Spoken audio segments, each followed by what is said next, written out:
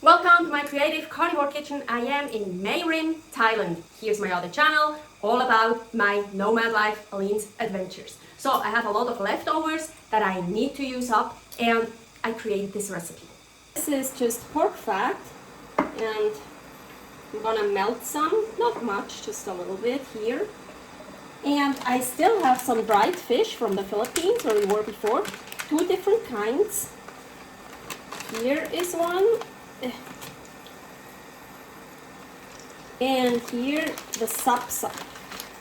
So I'm just gonna take one of each. Just dried fish with salt. That one I think has lots of salt. So, and I just wanna fry it in the fat.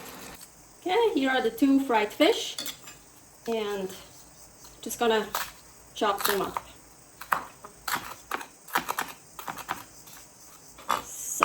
So I want to make that flädli for my seafood flädli soup. And flädli are usually made out of flour, I think, milk, water, something like that. You make a dough.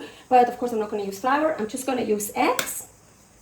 And I want to use up some of this. This is my leftover. It's basically oyster paste. When I made my oyster sauce and oyster concentrate, here is that recipe, super delicious.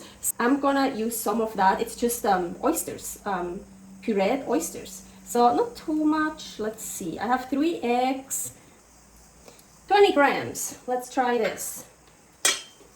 And there is no salt in that one, or if not enough, I tasted it already. So I want to add salt.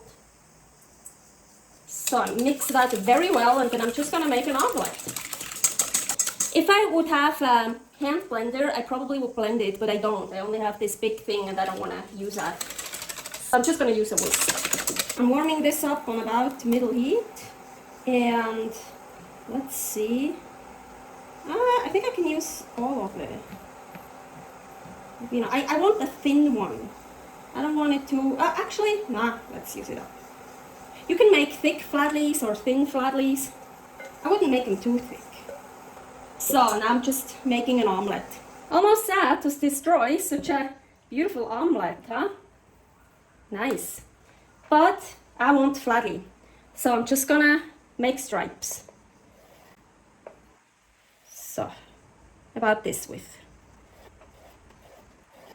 So flädli can be long like these here, but from my childhood I know them more like shorter. I don't know, so I think I want to just cut those in half. Those are ready for later. Here I am heating up seafood broth.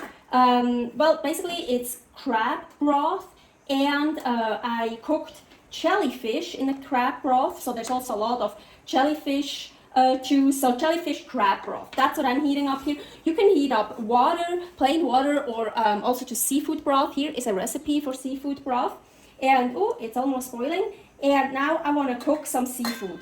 And I have here, I took those out of the freezer. I bought them fresh, but I froze them, so I have some leftover cuttlefish and some squid tentacles. And here, frozen shrimp. And as mentioned, the jellyfish is already cooked, so I'm not gonna worry about that. So, some shrimp, cuttlefish. Now I'm just gonna cook that until it's done. Don't overcook seafood. Overcooked seafood is something that's just so gross.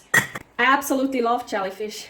Look how fun. Oh yeah, how I cook them is just any liquid water broth on boil, and I just put it in there for like 30 seconds, no, maybe a minute or two. Just, you kind of see it when it looks like this. So I just like blanch them, so not for very long.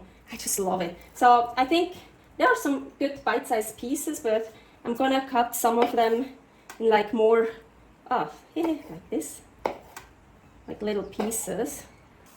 So I decided to cut them in quite small pieces. Maybe those are a little bit bigger. And well, cut them in whatever big, small pieces you want. So now I'm gonna put some of the seafood in a bowl. And then some of the flädli.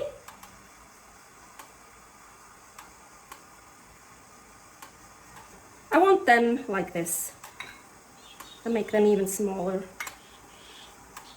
Oh, I'm not done here. The seafood broth, I brought it back to boiling. I'm actually going to turn it off already. Here I have beautiful quail eggs, and I want to poach some quail eggs. Make a vortex. Ugh. Maybe some shell comes with it, doesn't matter, just a bit more calcium. Let's try to put in some more. Oh, that one broke. Ah, oh yeah, some broke already. This heating pad stays hot for a very long time. I'm actually going to put it over here, and I just leave it for a little bit. Doesn't have to be long, a minute, 3 minutes, depending on how well done you want your quail eggs. So that looks good for me. I'm just gonna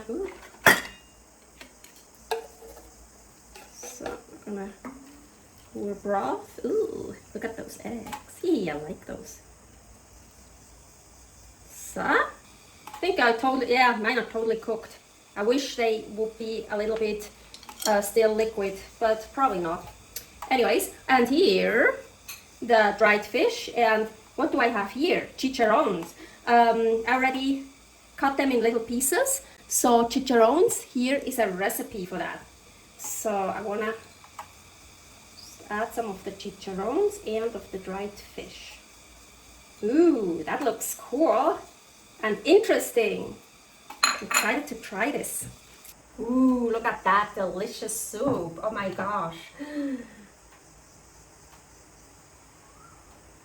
Trying to get a bite with kind of a bit of everything. Yeah, kinda. Agüita. Oh wow, so flavorful. This is really good. Super delicious. Thank you for watching another episode of my Creative Carnivore Kitchen. Subscribe here for many more recipes. And here if you want to know more about my nomad life. Currently I'm in Mae Rim, the north of Thailand, close to Chiang Mai. Servus!